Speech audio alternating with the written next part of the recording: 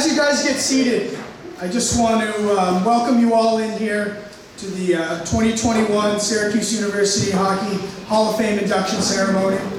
It's so great to have all of you here, to finally be able to see some faces, to mingle, cocktails, and just, be all together again. It's been an incredible year for our program, despite having not played last season. The team brought in new head coach, Chris Timmons.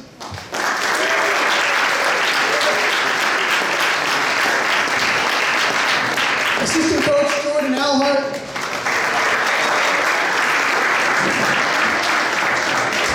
And with the help of bringing on board our new faculty advisor, Seth Gittner.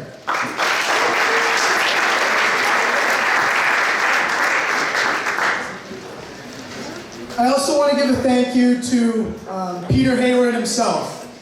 To throw this together, it's truly amazing.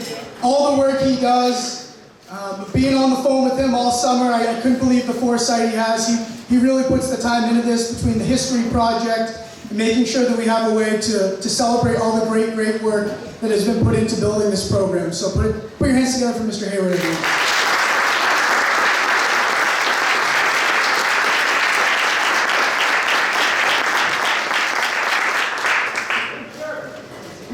So I think it's best we get started here with all our wonderful inductees. First up is Brian Fitzgerald, forward and captain who played from 1958 to 1962.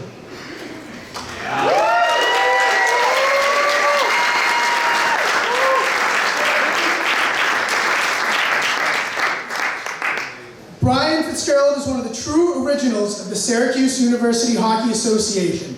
SUHA, as it was called then. Raised in Syracuse, Fitzgerald grew up playing hockey under the tutelage of his father, a former player himself.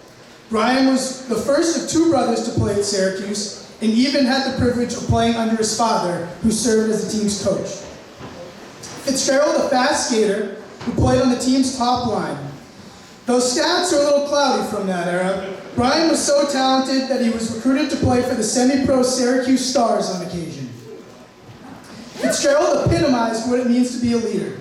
He served as an officer from 59 to 62, and a captain from 61 to 62. Additionally, Fitzgerald advocated for resolutions in team funding, recognition, as well as studying the financial feasibility of an on-campus rink. It should be noted that during his later years at Cuse, Brian decided to join the Marines.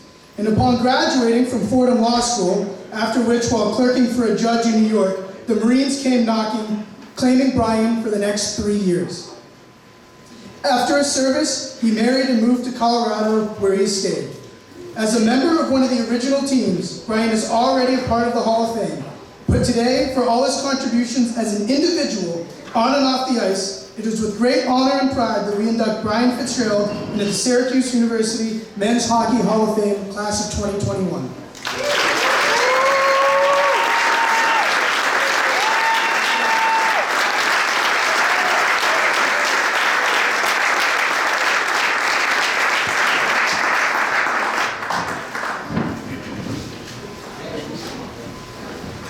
Next, Dave Kahn, forward from 1959 to 1963.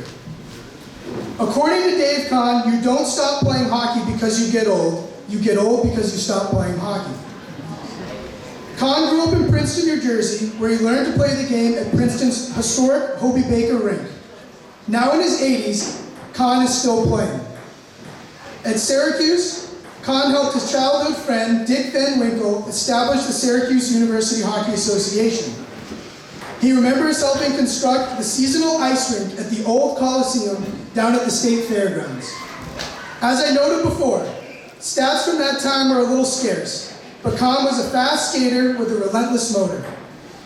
If he were to be judged by his current performance, we would say that he's a playmaker, finding the open man, racking up assists. After Syracuse, Kahn went on to work in the field of psychology. Him and his wife of 58 years, who also went to Syracuse, have 3 kids and 6 grandchildren. Dave, please tell us how you managed to keep a wife for 58 years and never stop playing hockey. At his local rink in Santa Barbara, Kahn is known as an elder statesman, where he is a member of the Old Hacks, a senior house league team. Kahn also plays on the 80 and over USA team that has annual hockey tournaments competing against other teams with similar players, including Canada. Dave said it best, "My ink always dries out on my computer due to lack of use. As a retiree, I attempt to keep my body as lubricated as I can so I don't end up like my ink cartridges." Motion is lotion. Right on, Dave. For his contribution to the establishment of the Syracuse University men's hockey program, his leadership on and off the ice, and his lifelong service as an ambassador for the game of hockey, we are proud to induct Dave Kahn in the Syracuse Men's Hockey Hall of Fame.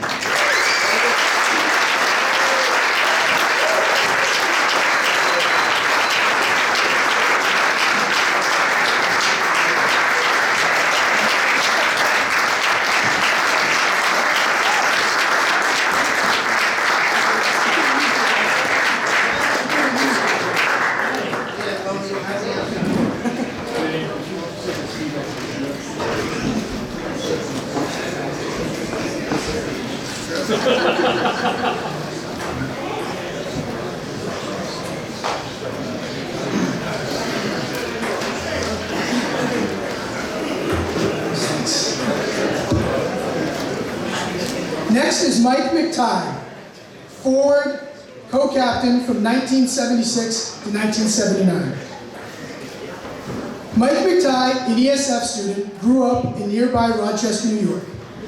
Described as a guy who just loved to play the game, what he cherished most was being with his teammates and the camaraderie that we all know is unique to hockey. He was a scrappy little guy, quick and fast, who scored goals but is remembered most for his passing.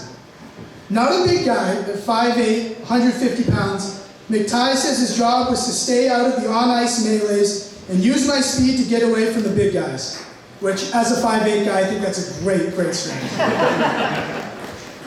His best year was from the 76-77 season, in which he led the team in scoring and was named first-team league all-star. The 76-79 and 77-78 teams were comprised of some of the best and most talented players in program history, including Mctighe himself, who was part of a prolific foursome that accumulated 144 total points. Mctighe and his teammates missed their opportunity for fame and stardom when they didn't respond for a casting call for, quote, people who knew how to play hockey. They were looking for extras for the film Slapshot. Mctighe went on to gain his doctorate in veterinary medicine and returned to Massachusetts, where he is the owner and partner of the Gardner Animal Hospital. He enjoys spending time with his wife Nancy and 4 daughters, along with 2 golden retrievers and 1 cat. He continues playing hockey at a local area men's league and still enjoys the camaraderie and the relationships and having fun. So it was with great honor and pride that we recognize Michael Mctighe by inducting him into the Syracuse University Men's Hockey Hall of Fame as part of the class of 2021. But he's unable to attend the ceremony because of a prior commitment to the Christian Veterinarians Missions National Conference, whose board he serves on. Congratulations, Michael Mctighe.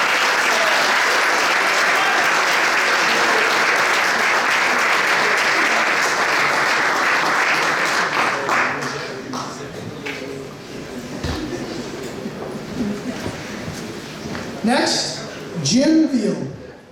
He played from 1979 to 1983. Forward, he was served as president, captain, and player coach. Wouldn't that be nice? Sorry, Tim. While his nickname Marblehead may originally have indicated where he was from, it also seemed to apply to the style of hockey he played in everything about him.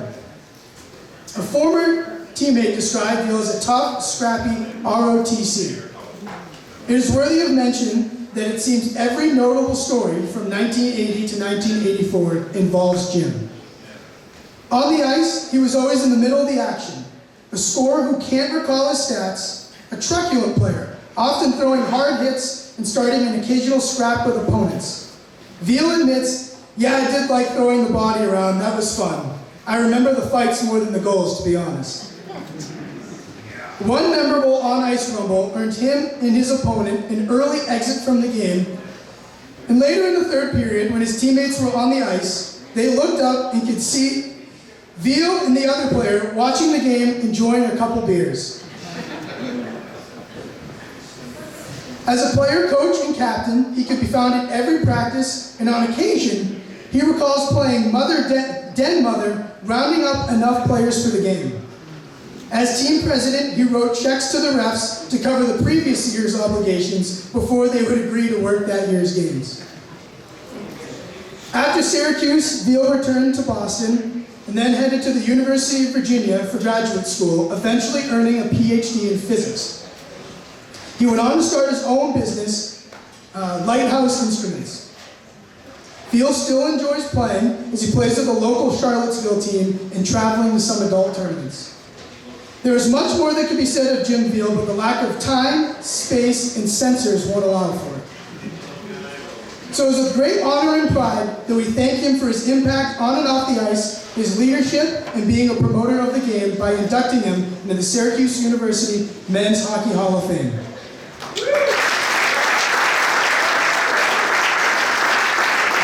Jim also couldn't be here, but as a fellow Marblehead resident myself, maybe my parents can bring it back. So.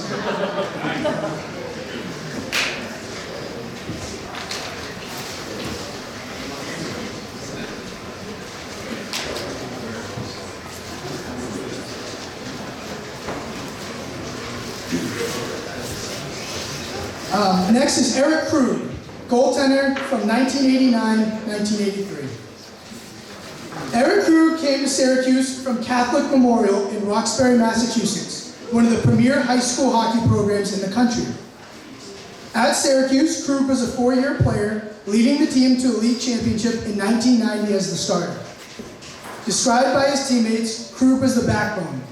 We won the championship because he was so strong. He was our workhorse. He was in goal most of the time, solid as a rock.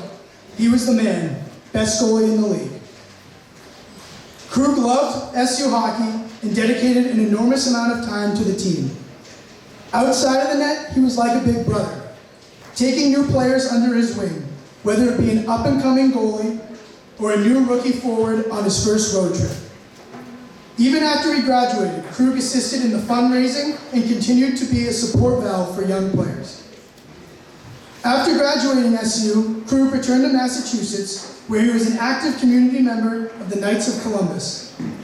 He continued to play in local men's leagues, rooted for his hometown Bruins, and supported the SU's hockey program. Unfortunately, Eric passed away in 2017. However, we are honored to have some of his teammates here for the occasion.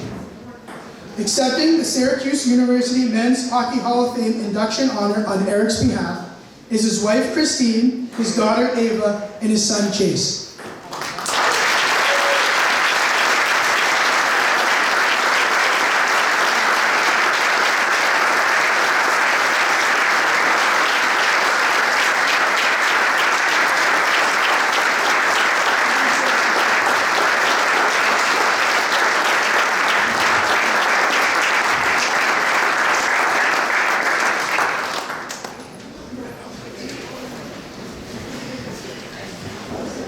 Wes Renee, 2009-2012, forward captain. Wes Renee was a highly talented player as well as a model team leader. He's responsible for guiding the SU hockey program through a significant transformational period, elevating the program and instilling a strong culture that is still reflected in today's team. As one teammate put it, Wes Renee and Russell Suskin handled a lot of the behind-the-scenes paperwork, scheduling and getting our budget tripled. They were very impactful. They helped turn the team around financially. On the ice, Wes was part of one of the most prolific scoring lines in program history, along with Russell Suskin and Aaron Witzel. He's responsible for 55 career goals and 79 assists for a total of 145 points. Wes ranks in the top 5 of all 3 categories. It's no surprise that Wes also earned first-team all-conference honors during the 2011 season.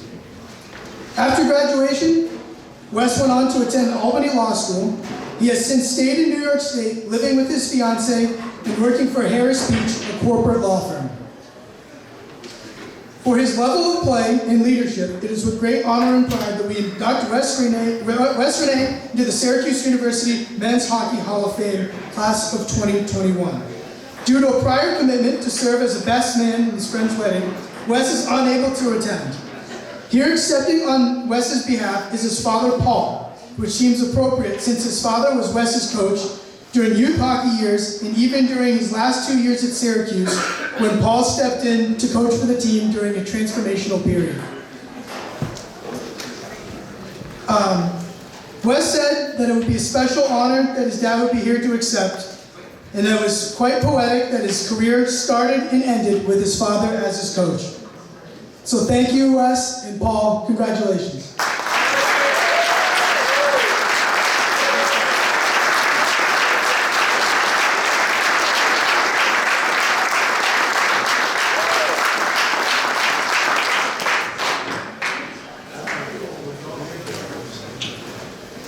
Lance Davis, forward, president, and captain, 1990 to 1994.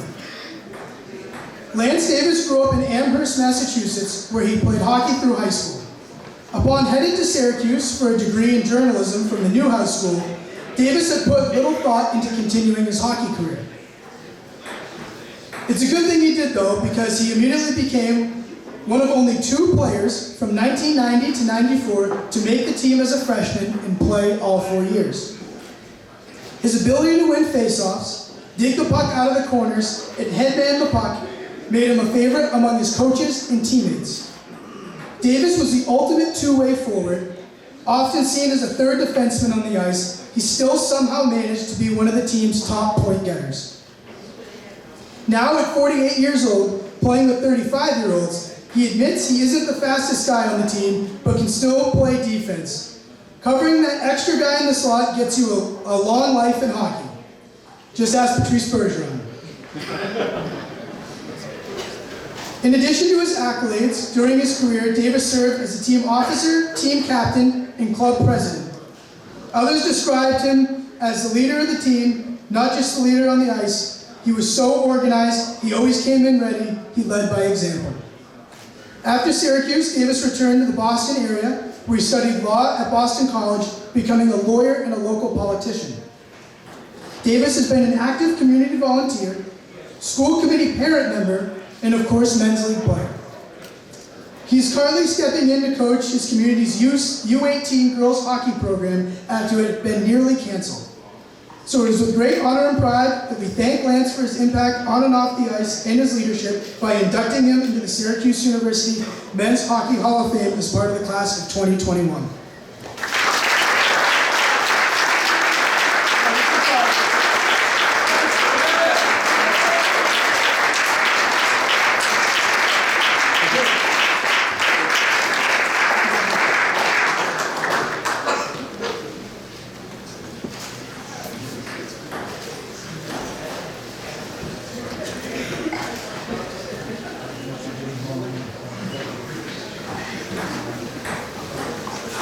Nino DePasquale, 2012-2016 defenseman, assistant captain, and captain.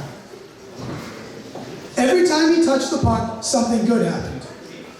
Nino tallied a total of 117 points during his career, the most all-time for a Syracuse defenseman, and 7th among all SU players. The best ability is availability, and Nino was exactly that.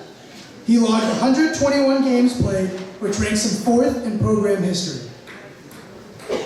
The second he first stepped into the locker room, Nino was tapped as a leader. As a sophomore, he was named an assistant captain before he eventually received honor of captain his senior year. Nino had a hand in every aspect of the program. He aided in the recruitment of Coach Nick Perandry, who had been his high school coach. He signed on his stepfather, John Petosa, to be the team's faculty advisor, and finally giving his mother, Sharon, the duty of team parent communication representative. which I want to know from Nino, did she drive the easiest or the hardest bargain? Needless to say, Nino is responsible for reconstructing how Syracuse hockey functions as a program. Since graduating SU in 2016, Nino has stayed in regular contact with his former teammates and serves as an SU hockey fan, supporter, and resource for the program History Project. Therefore, because of the tremendous impact as a player and leader, it is with great honor and pride that we induct Nino DePasquale into the Syracuse University Men's Hockey Hall of Fame, class of 2021.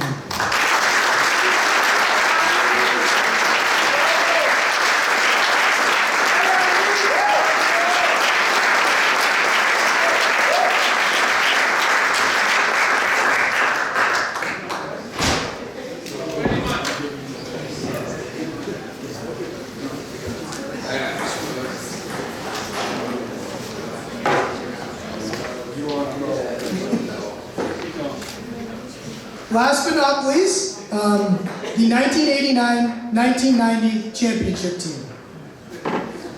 The teams of the 80s grew a lot of interest, with 100+ potential players showing up for tryouts. While mostly player-coached during this decade, they managed to string together winning seasons on a consistent basis. Under the coaching leadership of Mctighe, an SU law student serving as a non-player coach during the 1986-87 season, the team set up some basic systems based on a Russian style of play. These basic strategies were carried forward by the player coaches, resulting in the Orange playing for the league championships three times between 1986 and 1990. The 1989-1990 championship team, led by player coaches Mike Pace and Greg Krybus, has 2 Hall of Famers to date, including forward Chris Healy and goalie Eric Cruz, who was the primary netminder during his 4 years. Perhaps the best quality of the 89-90 team was that everyone knew their role. They had fast guys, they had skilled guys, some guys who could blast slap shots, and others who could lay the body. Ask any New York club team or Division III team on their schedule. Syracuse was an absolute buzzsaw. Accepting tonight on behalf of the team are captains Mike Pace and Greg Krybus, with fellow present teammates Scott Paulworth, Bill Hackett, Todd Frazier, Meryl Zyvod, and Christine Krug on behalf of Eric Cruz. While we are honoring this class tonight, we also want to keep in mind the virtual event that we had last year honoring the 2020 class, which included George McKem, Dave Schenkel, Jeff Harris, Hardy Green, Chris Healy, Jamie Statsko, Ryan Fowler, Aaron Witzel, and also the Hall of Fame championship teams of 1976, 1977, and also 77, 78, and David Hollow, who was awarded the 2020 Van Winkle Award recipient.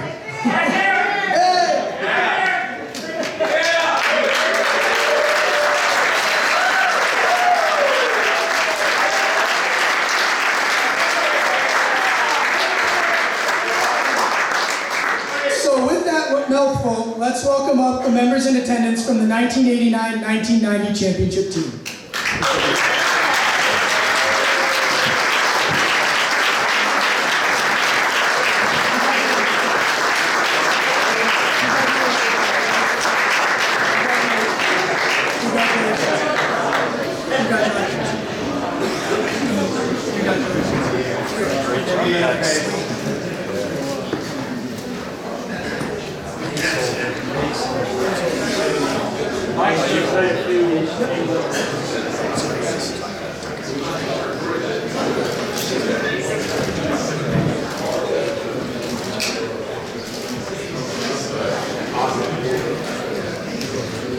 Mike, you want to say a few words? Yeah. You got all stay up.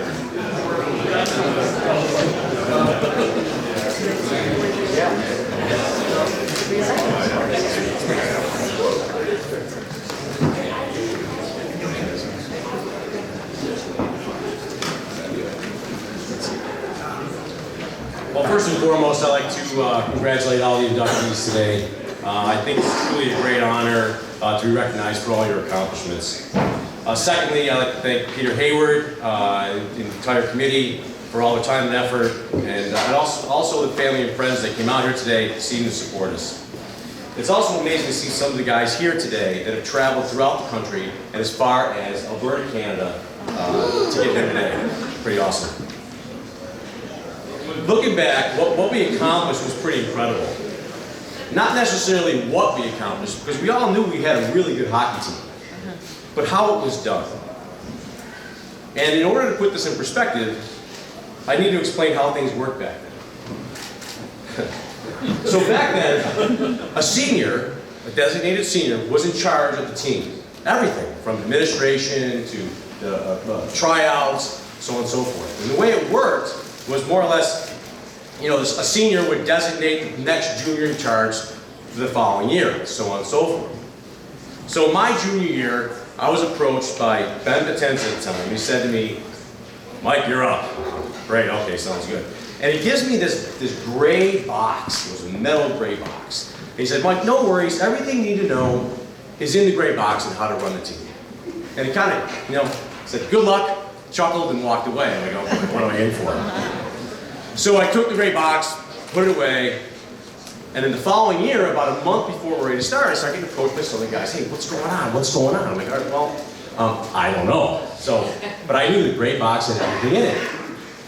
So I opened the gray box, thinking that everything's in there, and this is God's honest truth. There were 3 pens, 2 blank roster sheets, and 2 game sheets that were never turned in from the year before. That's what I got. So, like, oh God, what do I do now?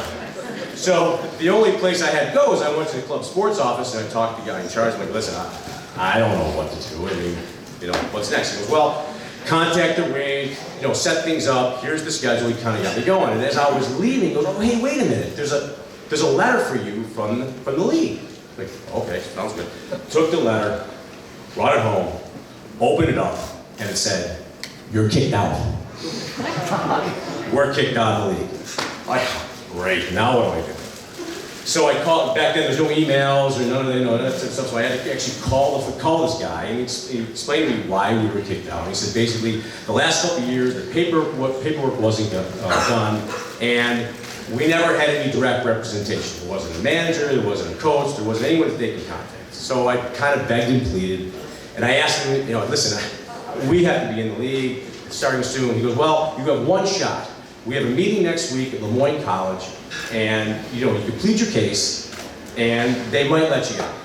So another player who's not here today, Kenny Fry and I drove, I mean, we're 20-year-old kids, drove to Lemoyne College, and now we're there in front of the board, right? And they chastised us for about 45 minutes. And it was, I felt like I was in a witness stand. And they said to us, like, "Listen, the last couple of years, your administration was very good. You'll miss the last 2 meetings, all these things, and you don't have a coach." Like, okay, what do I need to do to make this work? And he goes, "Well, you need to be administratively sound, and you need to find a coach." So I said, "Fine, we'll do that." So and they said to me, "You are now on double secret probation." That's what they told me. And I'm like, okay, we're on double secret probation. We can handle the paperwork. Now we got to find a coach. Easier said than done, right? So a week goes by, and Kenny Fry approaches me. He goes, "Mike, I got the guy." I'm like, "Okay, who's the guy?" "Well, I was getting my hair cut, and the guy cutting my hair said that he'd coach the team." I'm like, "Well, we have no one else." So there it was. We had our coach, Coach Chris. You guys remember Coach Chris? Well, Coach Chris lasted for 3 games. And on the 3rd game, this is crazy, he left us stranded in Albany. So now we're a bunch of 19, 20-year-old kids stranded in Albany with no way home because our coach left. So the group of guys that we were, we figured it out. We rented a car. We did what we had to do to get home. Now we got to find a coach, right? Back at square one. I don't have a coach, we're out of the league, so on and so forth. lo and behold, I get approached by one of our players, player coach, Jeff Traeger, who was a goalie at the time, and he's like, Mike, I can't dedicate the time. I need to dedicate my time to study, but I'll go to the games. Like, all right, so Jeff Traeger was our coach. 20-year-old kid. He and I basically coached the team, ran the team, and more or less, the rest is history. So, pretty amazing accomplishment for the group of guys that we had.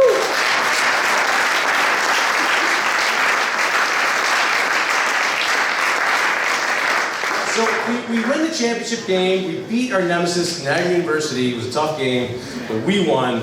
And, you know, we all had a lot of fun that night, and really, that was it. There wasn't any big celebration. We might have had a couple, you know, sodas after the game, but that was really about it. Because we were students, and that was our main objective. We were there, you know, to study and so on and so forth. So there really wasn't much celebration. And that's why I think today is really, really special, because we really never had much recognition for what we did. So now, looking back, now this is all over. It's my turn to pass the torch, right? So I grab Kenny Fry and I grab Mike Warren, and I'm like, listen, guys, it's your turn. Your turn, right? So I grabbed that gray box that we had. I said, hey, Kenny, Mike, no worries. Everything you need to know is in the gray box. I backslapped them, I wished them good luck, and I chuckled and left. And that was it.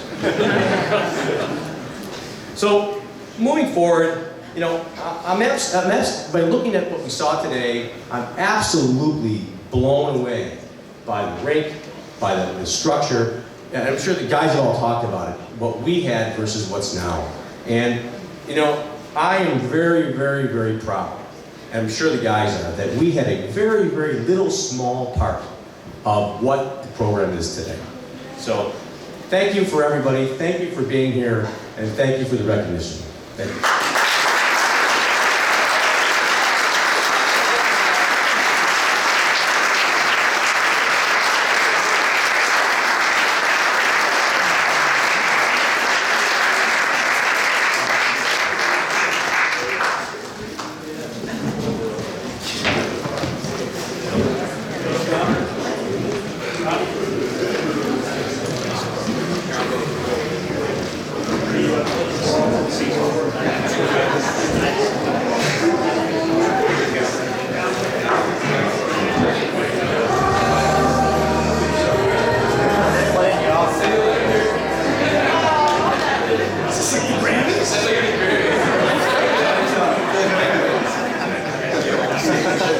Next to present the Van Winkle Award.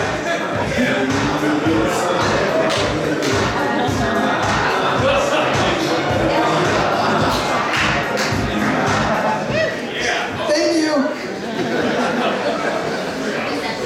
Next to present the Van Winkle Award, Tim Van Winkle.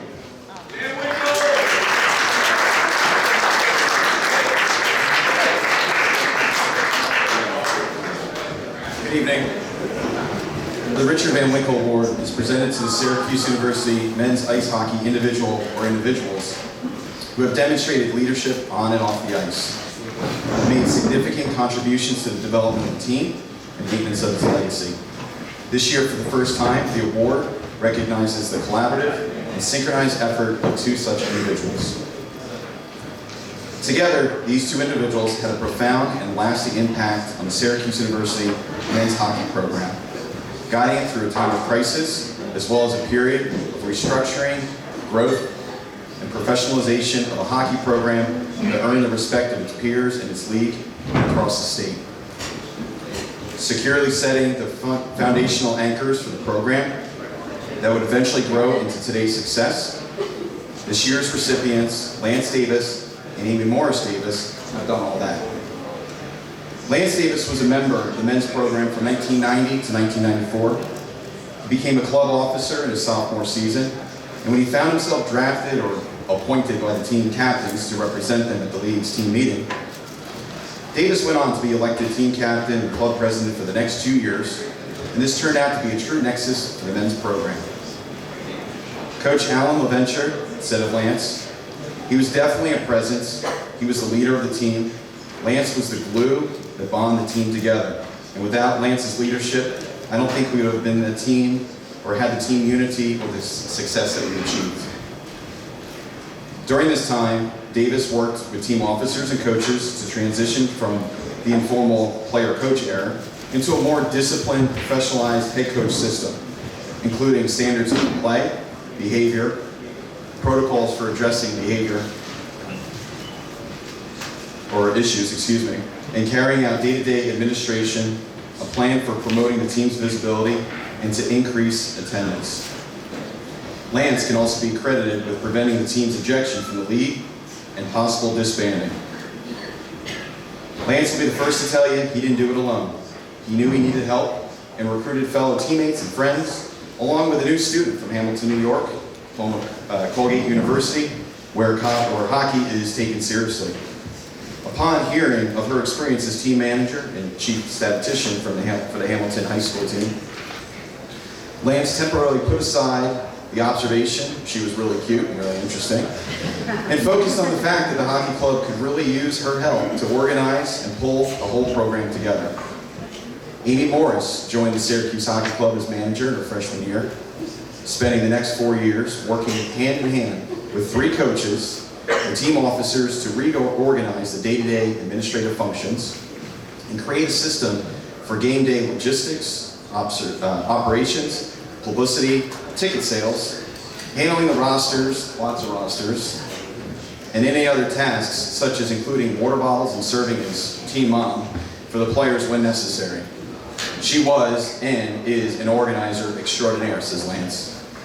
I knew well enough to get out of her way and to let her put all the structure in place from an administrative standpoint. We talked about the bigger vision of how we needed the hockey vision to align with the administrative framework. And it was a pretty good team in that regard at the end of the day. Lance and Amy have called Somerville, Massachusetts their home since 2001. It is rare to see the name of one of them without seeing the other mentioned as well. Over the past 25 years, they've worked together to change and improve whatever community, residential or professional, thing they belong to. While Lance serves as a lawyer concerned with contract negotiations, and as a local alderman, Amy serves as a principal as a learning prep school in Newton, Mass., a school that serves students with language-based learning disabilities. Both have served on their children's school committees, coached their youth sports teams. Lance and Amy have also been extremely helpful with the Team History Project, providing background perspectives of the time, filling in player roster names and information, tracking down people, and making introductions. For all their contributions, it is with great pride and honor Syracuse University Men's Hockey presents Lance Davis, Amy Morris Davis with the 2021 Richard Van Winkle Award.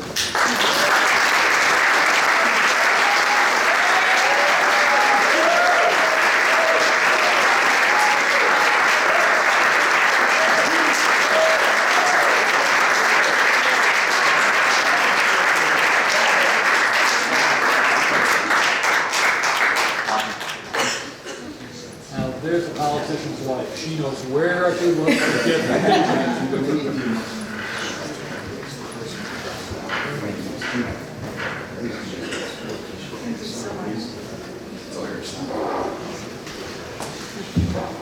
Thank you. Well, yes, the politician's wife knows where the camera is. The politician's going to grab the microphone. It's in my blood.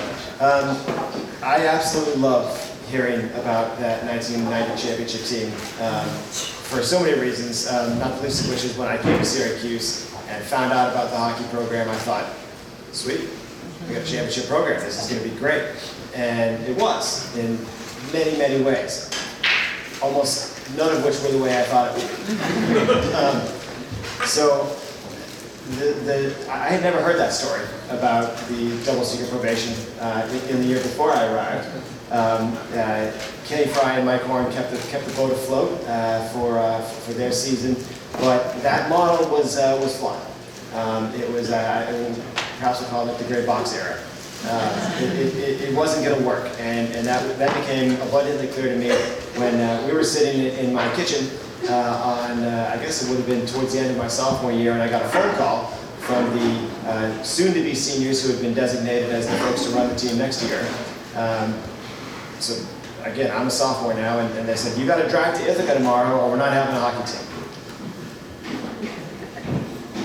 I was in no condition to drive anywhere at that point, let alone, I probably wasn't going to be in the morning, but I quickly changed pace, drove to Ithaca, and had to beg with the league because we were no longer on double secret probation, we were just on probation. And there was just straight up, you've done, I don't remember all the different things that we had done wrong apparently this past year, none of which I had any idea about, and I had to compel them to almost the exact same conversations. It was just, hearing that story was almost verbatim what I went through that sophomore year. And so found ourselves as juniors, as the lead officers of the team, running the team, trying to pull things together.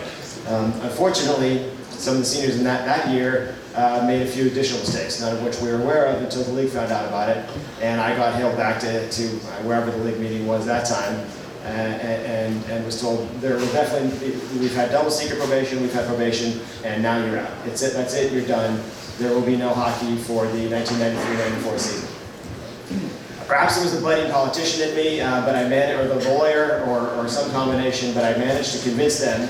I had to actually write an apology letter, which I found in a file. I thought, did I send you that? If I haven't, I will. I actually found this letter. We had to invent the letterhead on our IBM desktop computer and write this apology letter for something that we had nothing to do with personally, but managed to stay in the league one more season as a probationary team so that we could play hockey my senior year.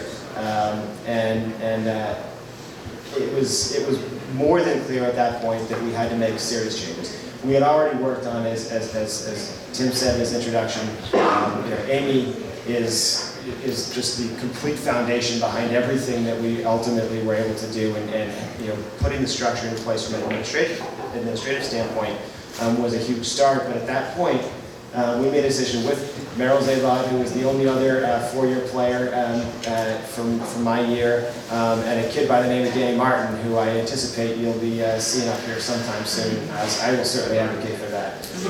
He was a sophomore, and it's too bad he's not here, because when they were talking about Amy being the team mom, she was really talking about Danny. Danny didn't know when to do his laundry, but I'll save that for his Hall of Fame induction speech. He was a kid who we identified as a future leader of the team, and it took some hard decisions. We kicked off the team the most skilled player that we had because he didn't have the same vision, and we recognized what we needed to do in order to take this program from that gray box era to what we saw out there tonight, which, results notwithstanding, was an absolutely amazing game. To see you all out there playing hockey at that level, with that level of organization at an on-campus rink, it just, I know I'm speaking for all of us, how amazing it was to see that. I'm so proud of you all and of the teams that came after us. All we did really was sort of put some duct tape on the boat and keep it alive and point it in the right direction and enable people after us to take the helm and bring the organization to where it was. And I'm so happy that worked. There's this old saying about planting trees under the shade of which you'll never sit. And I always sort of looked at that effort that way, because my senior year was, we played on probation. We had fun, but it didn't mean anything from the league standpoint. But here we are with a championship banner hanging over at the on-campus rink. And that's, getting to stand here today, it's like there's some shade up there, so that's pretty cool. I feel really lucky to be able to see this. Only a short 30 years, I don't want to think about the math. But anyways, thank you so much. This is really such an honor. I'm going to ask Amy if she wants to say any words. I doubt she will, but I'm going to give you the opportunity. Because, as I said, none of this would have happened without her organization. And I would have had this vision and then never actually got it done. But she makes sure that things get done, and she is as much or more deserving of this as I am. So.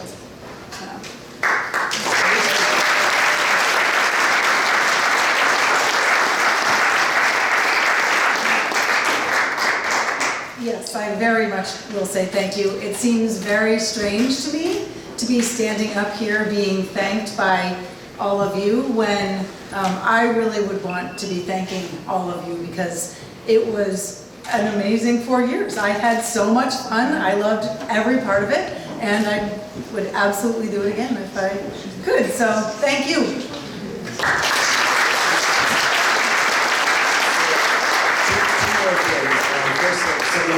what's the secret to a long marriage and still playing hockey? Marry the manager of the team. It works out better. And I'm going to throw it back to Tim for one more little special part of the ceremony. Thank you, everyone.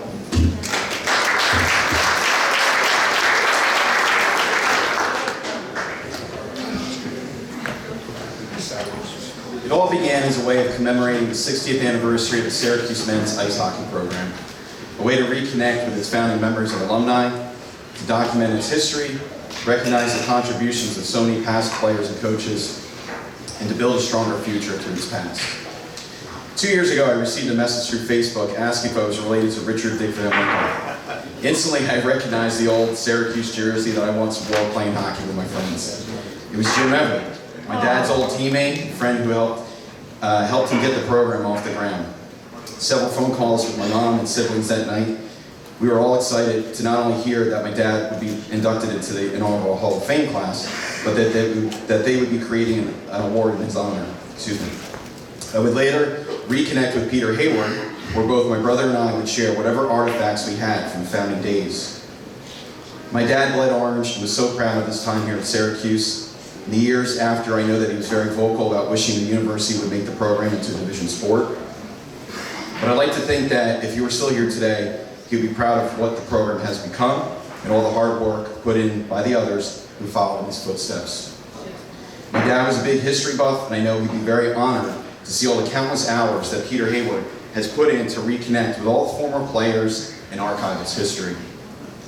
We are all here tonight because of his commitment to this program. And with that being said, we would like to formally present him into or with the Richard Van Winkle Award. Come on down, Pete.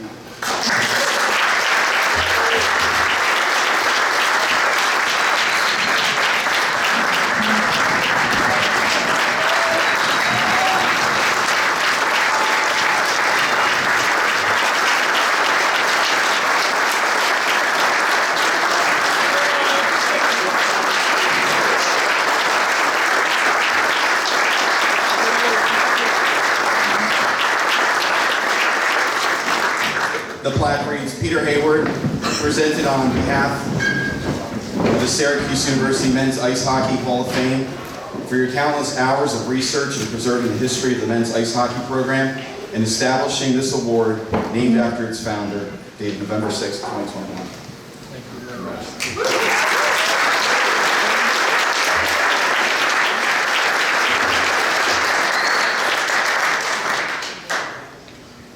Can't follow Mike's pace. No one can follow Mike's pace. And everyone else who has spoken.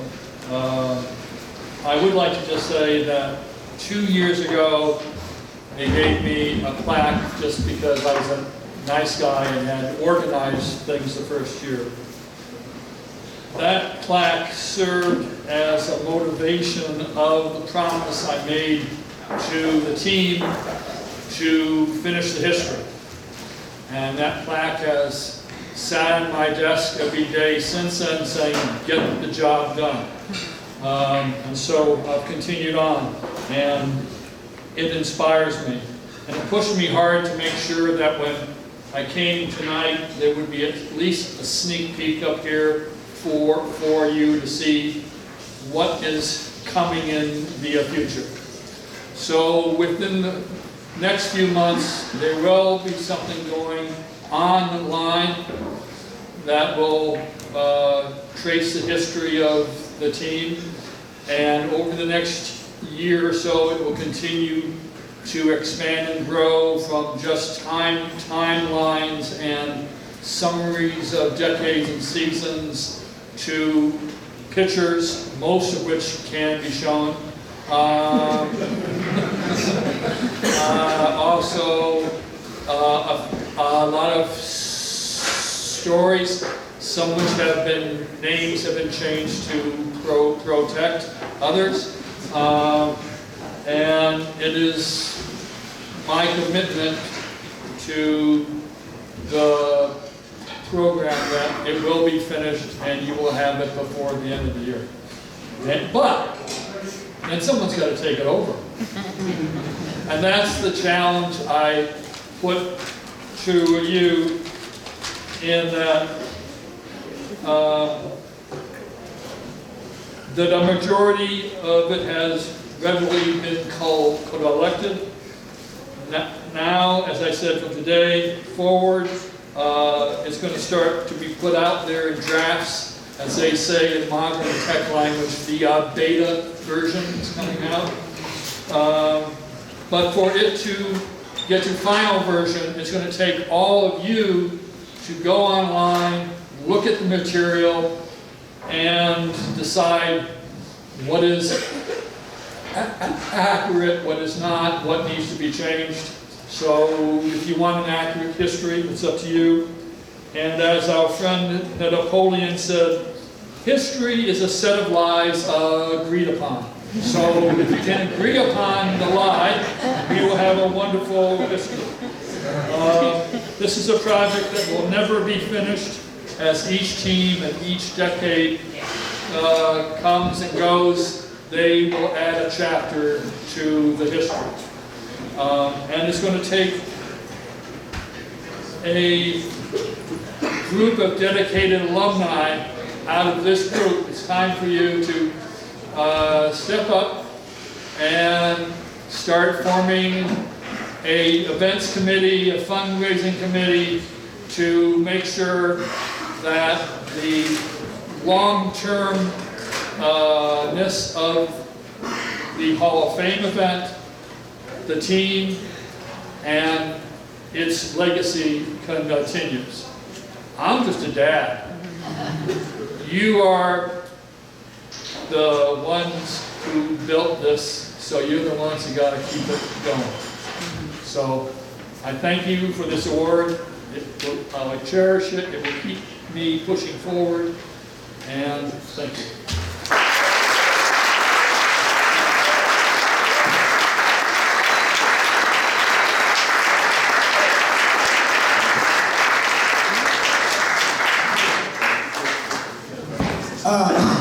Before we wrap up, I just want to say it's funny how I had this nice thing here about all the cultural values and everything that was instilled, and then everyone who played came up and spoke about being on probation. So I just want to thank the Incomplete. I think this is the best spot. I'm so glad they were able to host us. Nice and cozy, nice and warm here at the fire. So thank you very much to the people of the Incomplete.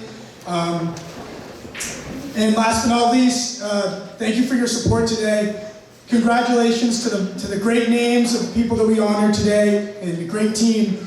It's truly remarkable, and it's so great to have everyone here.